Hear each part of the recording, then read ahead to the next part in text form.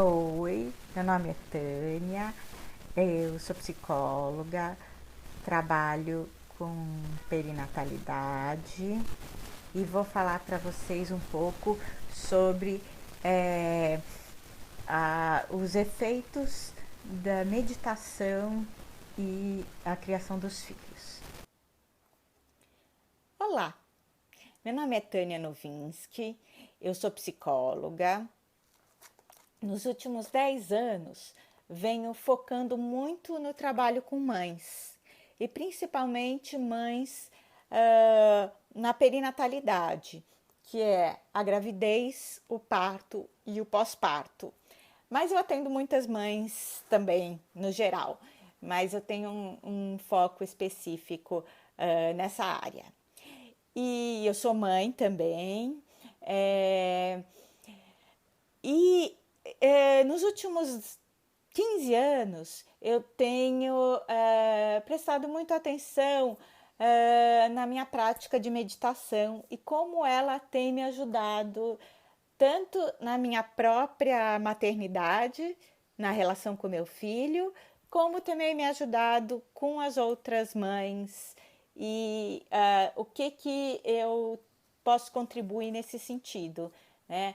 Da prática de mindfulness, que a tradução seria a atenção plena em português, e a relação com os filhos. O que você pode levar dessa prática que pode te ajudar no dia a dia, no trato com as crianças, com os filhos, enfim. E também, né, em toda a sua vida. Né? Porque, porque eu escolhi esse tema, né, para esse simpósio? Frequentemente, as demandas do dia a dia deixam a gente, às vezes, sem paciência, né, com pressa, e a gente vai perdendo essa habilidade, essa capacidade de escuta e de atenção com as crianças, porque as crianças, em geral, elas têm um outro tempo, né? Você vê que você tem que repetir muitas vezes, você tem que ter uma disponibilidade, né, física, emocional para educação, que às vezes na corrida do dia a dia a gente se atrapalha, né?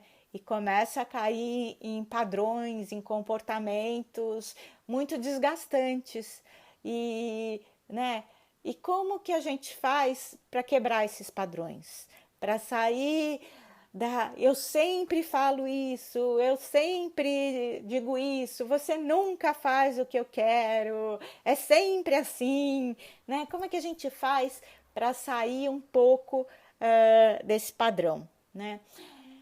Claro que não é uma técnica milagrosa, não vai resolver todos os problemas. Às vezes você vai precisar, como eu falo, chutar o pau da barraca, né?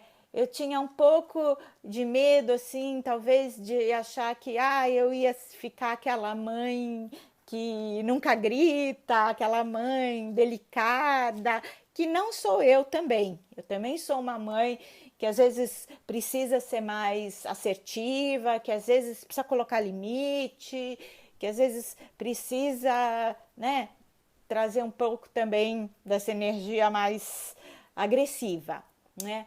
Mas eu queria que a base do meu relacionamento com meu filho tivesse essas características, esse cuidado que eu estava tendo comigo, né? Porque eu via que a prática da meditação estava me tornando uma pessoa muito melhor comigo e com as pessoas à minha volta, né? Então, eu queria também trazer isso para a relação com o meu filho e também com as mães que eu estava ajudando, né? Da minha clínica, do meu entorno. E foi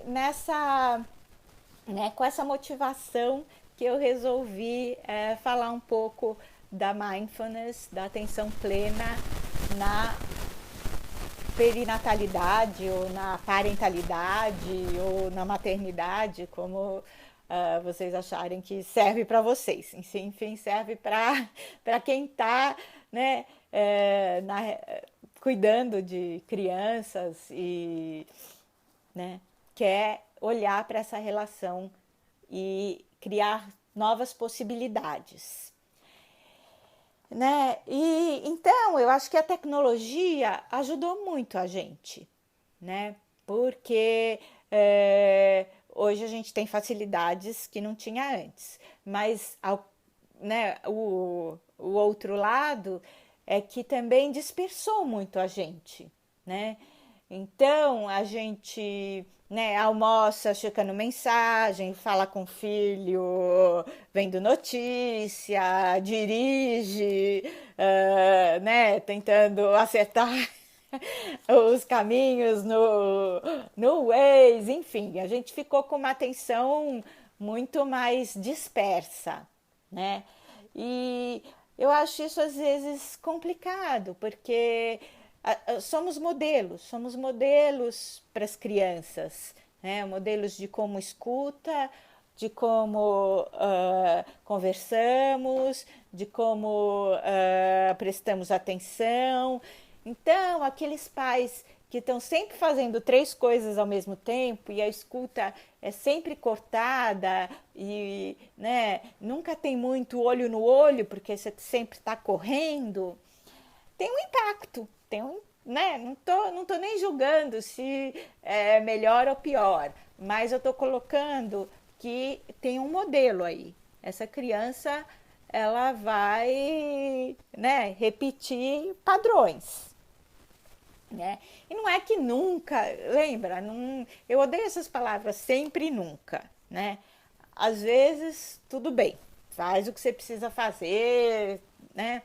Mas a minha questão é poder ter opções, né? Poder dar outros modelos também de relacionamento, de uma escuta atenta, de momentos de que você olha no olho, que você tá com a sua atenção para aquela criança, para aquela relação, né?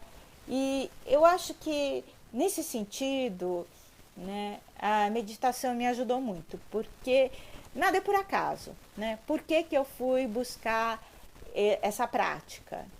Porque eu me lembro, eu morava nos Estados Unidos na época e eu vi um livro que me chamou muito a atenção, que chamava Wherever You Go, There You Are. Aonde você for, lá você estará. Alguma coisa assim a tradução. Do Jack Cornfield. E aquele livro me chamou tanto a atenção, porque eu acho que eu estava numa busca mesmo.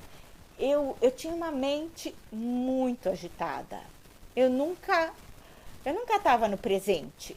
A minha mente estava sempre no momento seguinte, né? Eu estava sempre pensando no que eu já ia falar, sempre, né, o que eu ia fazer depois, com quem que eu, enfim, eu estava sempre em outro momento. E isso começou a me frustrar, porque eu estava perdendo alguma coisa do presente, da relação, daquela energia do momento. E era uma sensação ruim de não estar no presente. Eu comecei a identificar isso como uma coisa que não me fazia bem. E, e, e fui buscar um pouco, né? No começo foi na yoga e depois foi na meditação. Mas eu fui buscar isso, um encontro com o presente, de poder estar naquele momento, né? Poder respirar naquela emoção, né? Não precisar ficar tão vulnerável, né, à velocidade da mente, porque a mente é muito rápida, né? A gente consegue pensar muitas coisas e se deixar e a mente vai embora, né? Então a meditação fez muito sentido para mim nesse sentido de que era um certo controle, né, em que eu aprendia com a prática, a respirar e a tolerar a emoção daquele momento. Porque se eu não podia estar no momento, também tinha, né, uma certa fuga, né? As emoções, às vezes, as relações são muito intensas, né? E a gente precisa de um telefoninho, de uma mensagenzinha, que é para poder, né, não sentir tanto, né? Então eu acho que veio um pouco daí essa busca por uma prática que me ajudasse a estar mais presente, né? E nesse sentido também acho que, né, me ajudou muito na relação com meu filho, em que às vezes, né, a relação pode também ficar bem intensa, né? Porque a criança, você precisa ter uma resistência, né, para a educação, que às vezes ninguém conta pra gente, né? Mas a repetição, a paciência, a persistência, né? Você precisa estar muito centrada, porque senão é muito fácil você espanar, né? Depois de repetir 30 vezes a mesma coisa, você já dá uma espanada, né? Já começa a soltar o verbo, que nem falo por aí, né? Então, são recursos que podem ajudar muito você a ter outras opções nas horas em que a relação te exige muito e, né, e que você precisa ser rápida e centrada e ser um modelo também de como se comportar em relações de muito conflito, de muita tensão, né? Então, mas é uma prática que começa com você, né? Você precisa ter esse lugar de alguma forma. E eu nem espero que as pessoas façam meditação formal, né, sentadas de pernas cruzadas, 1 hora por dia, né? Eu acho que hoje tem muita opção, tem os apps de meditação, né? Eu posso dar algumas opções também no final da aula.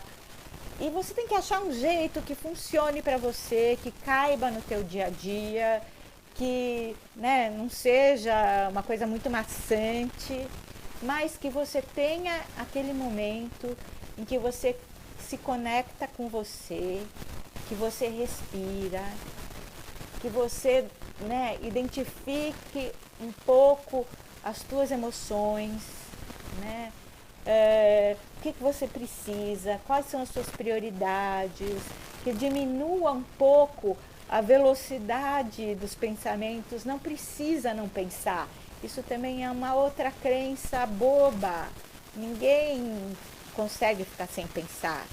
O que a gente pode esperar é que a gente tenha um pouco mais de controle sobre os pensamentos e diminua um pouco a velocidade, né? Que você não precisa ficar tão reativa às suas emoções. Tem uma pesquisa muito interessante que fala bem isso, que as pessoas mais bem-sucedidas são aquelas que né, conseguem prestar atenção, focar e regular as emoções. Olha que interessante, porque são os três pilares da atenção plena, não é? É você conseguir focar, você conseguir prestar atenção nas tuas emoções, na tua respiração,